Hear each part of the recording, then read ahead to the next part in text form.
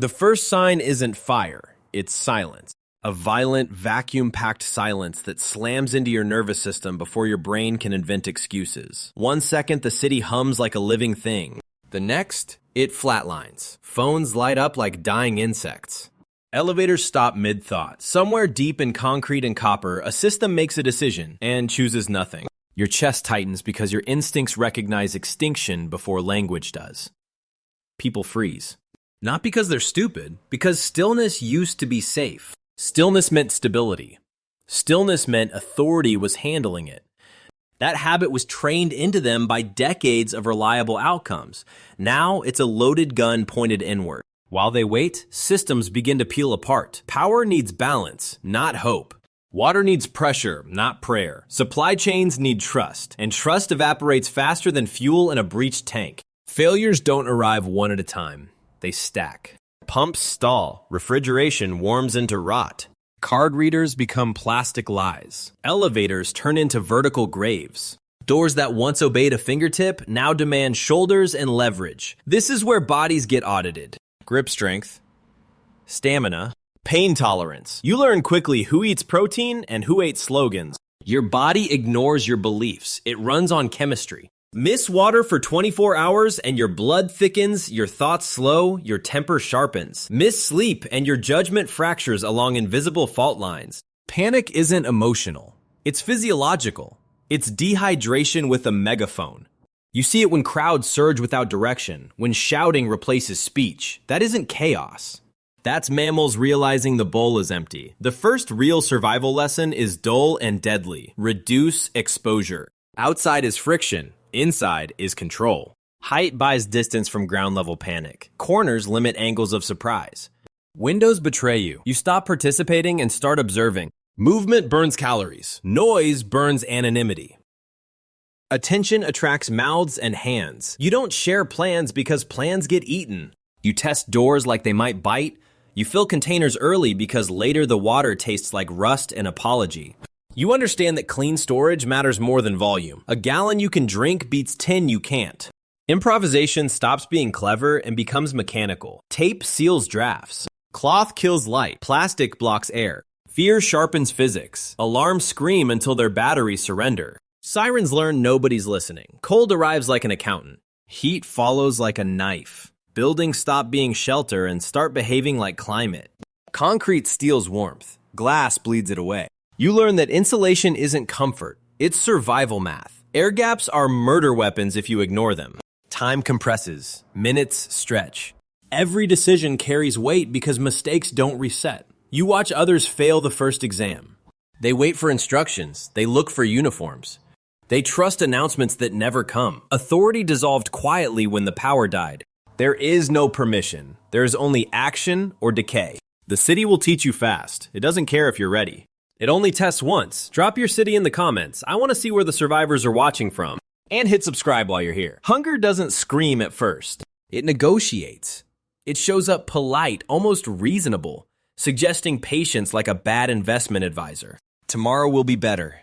Help is coming. You've skipped meals before. This is normal. That voice is a liar trained by comfort. By the third day, it stops whispering and starts rewriting you from the inside, sanding down restraint, sharpening impulse, turning judgment into a soft material. Food systems were engineered for motion, not pause. Stores are buffers measured in hours, not promises. Their shelves look full only because trucks kept arriving. When the trucks stop, the illusion collapses. Freezers extend time in exchange for electricity, and electricity is now a rumor. Every time the door opens, warmth steals a percentage of your future. Spoilage doesn't wait for consensus. Taste becomes irrelevant quickly. You stop asking what you want and start calculating what survives longest inside you. Calories become math. Protein repairs torn tissue and burned muscle. Fat burns slow and steady like a good fire. Carbohydrates feel generous and betray you hours later. You learn this lesson when your hands shake while doing simple work and your thoughts smear under pressure. Cooking turns from comfort into exposure management. Smoke rises like a signal flare.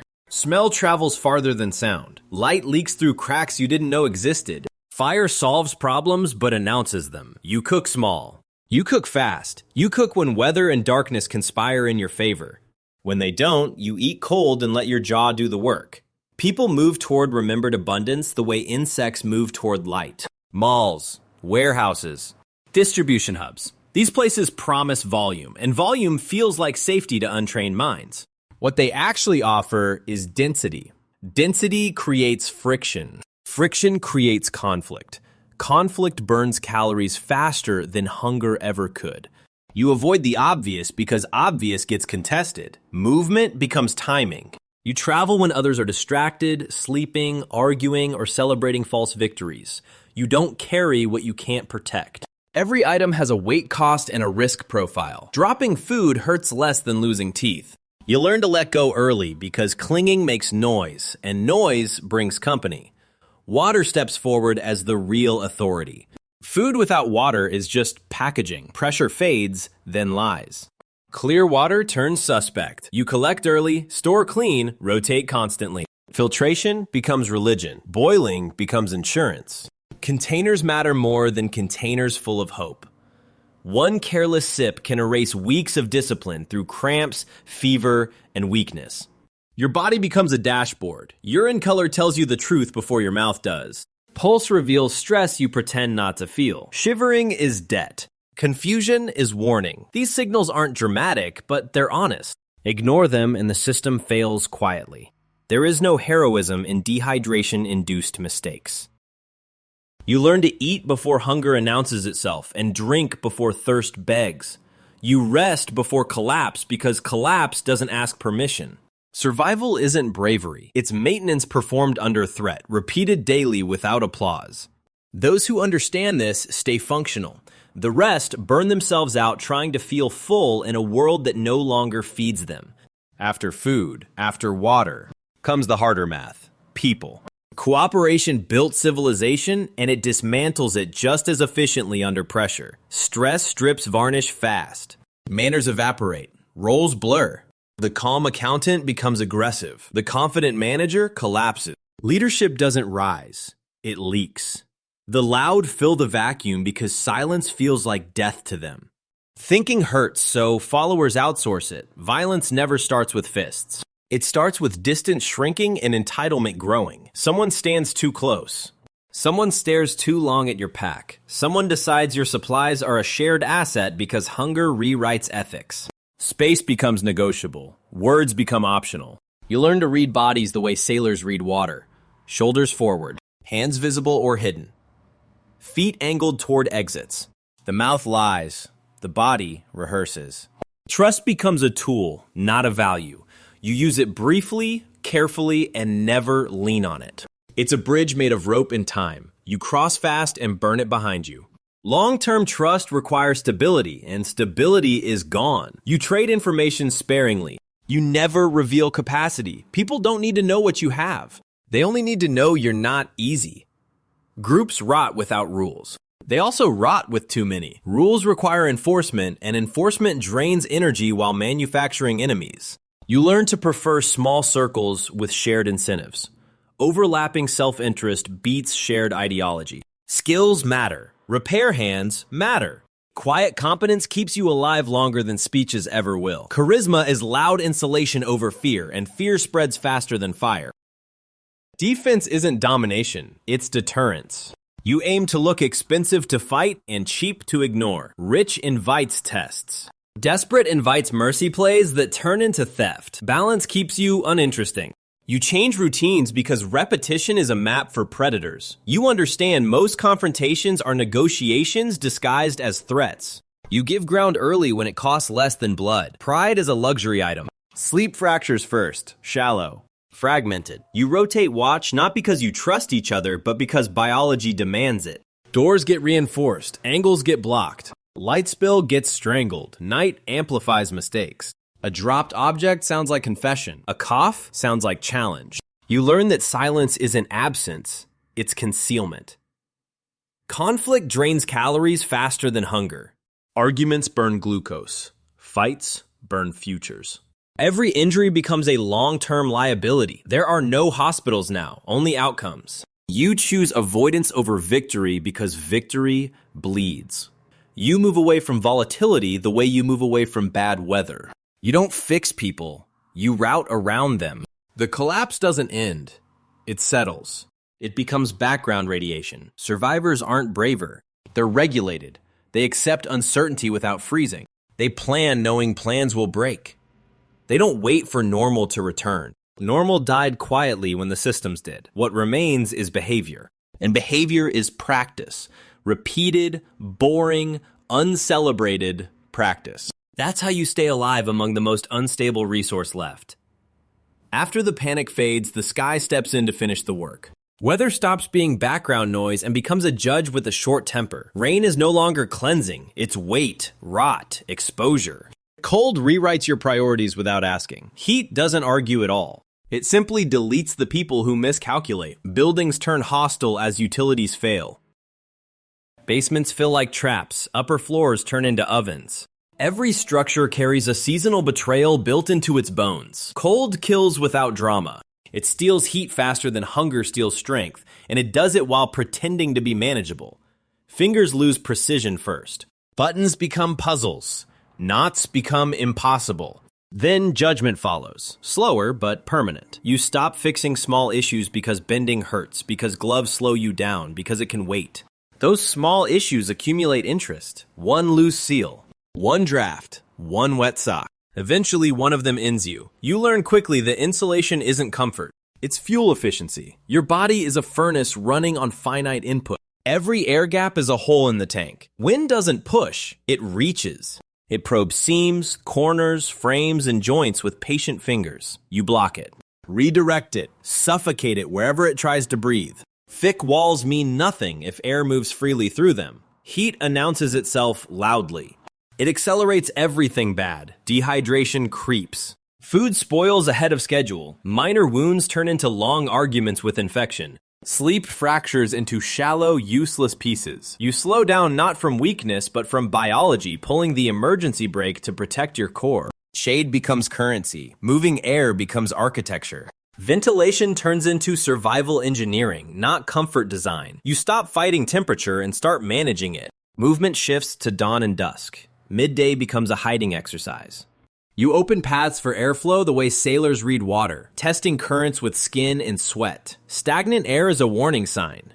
So is silence when insects should be screaming. Heat teaches you that rest is not laziness, it's regulation. Clothing stops being fashion and becomes hardware. Cotton lies the moment it gets wet and then kills you slowly. Synthetics burn, melt, or trap heat when you need release. Wool forgives mistakes. Layers become adjustable valves instead of warmth blankets. You don't dress for comfort now.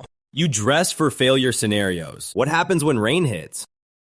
When wind turns? When night drops 10 degrees without warning? Fire remains useful and dangerous in equal measure. It warms, cooks, sterilizes, and broadcasts your location like a confession. You learn containment, small flames, shielded light, discipline with ash and embers. You understand that burn scars tell stories long after you leave, and some listeners arrive with empty hands and sharp ideas. Weather teaches patience because impatience gets exposed. You don't fight storms. You let them pass while you stay intact. You store dry things obsessively because moisture never arrives alone. You accept that exposure compounds. 10 minutes too long today becomes shaking tomorrow. Tomorrow becomes poor decisions. The environment isn't cruel, it's indifferent. And indifference is honest. It doesn't hate you. It doesn't care if you're prepared. It only responds to physics. Those who survive learn to listen before reacting. They adapt before resisting. They don't curse the weather, they adjust to it.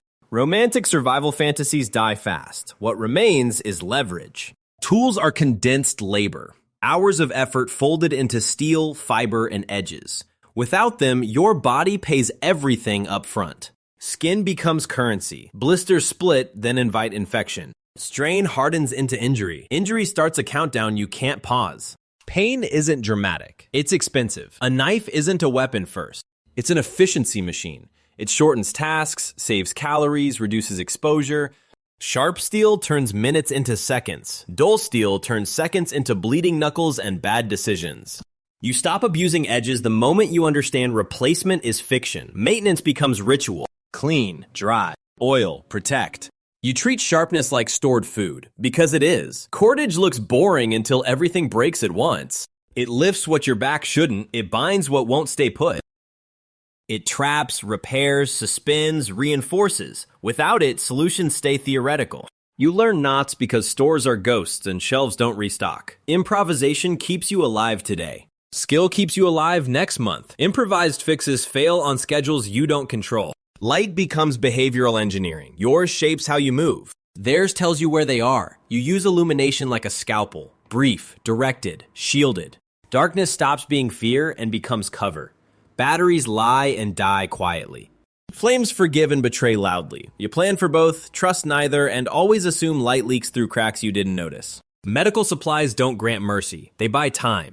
Time for tissue to close or time for infection to argue. Clean wounds matter more than dramatic treatments. Soap beats heroics. Dry beats brave. You stop romanticizing pain because pain invites bacteria. Infection wins wars quietly, one neglected cut at a time. Precision becomes compassion for your future self. Tools also broadcast signals. Too many and you look rich. Too few and you look weak. Both invite tests. Balance keeps you uninteresting. You hide capability until the moment it changes the outcome. Surprise is protection. Obvious strength is a challenge. Obvious need is an invitation. You aim for neither. Weight becomes truth. Every item taxes movement, noise, endurance. You audit constantly. What earns its mass? What replaces itself with skill? You remove redundancies because redundancy without resupply is dead weight. The lighter you move, the more options you have.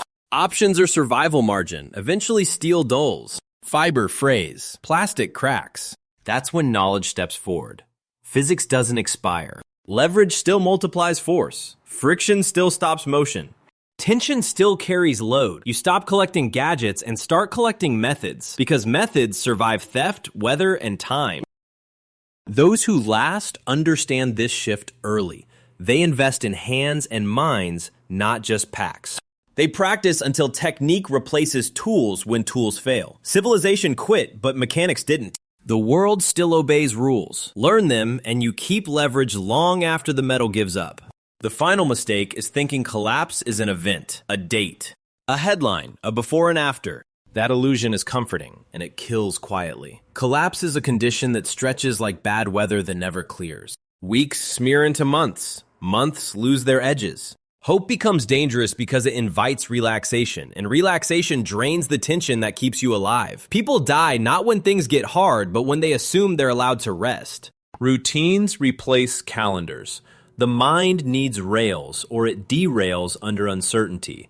Same checks in the same order, same maintenance at the same times. Same quiet moments where you listen instead of act. Routine isn't nostalgia for normal life. It's friction against decay. When everything else erodes, habit keeps systems running with fewer errors. Predictability inside your control offsets chaos outside it. Memory becomes infrastructure. You log mentally because paper gets wet and screens go dark. What worked? What failed? Where sound carries? Which paths stay quiet at dawn? Which faces recognize you and how? Forgetting isn't neutral. Forgetting is repeating lethal experiments with your own body. Experience is only useful if it's retained and applied. Otherwise, it's just pain without profit. You stop waiting for rescue because rescue assumes a center that can coordinate and respond. That center is gone. What remains are small pockets of order, floating in entropy like debris. Some stabilize briefly. Most rot from the inside. You learn to evaluate constantly. You look for signs of stress before they become fractures.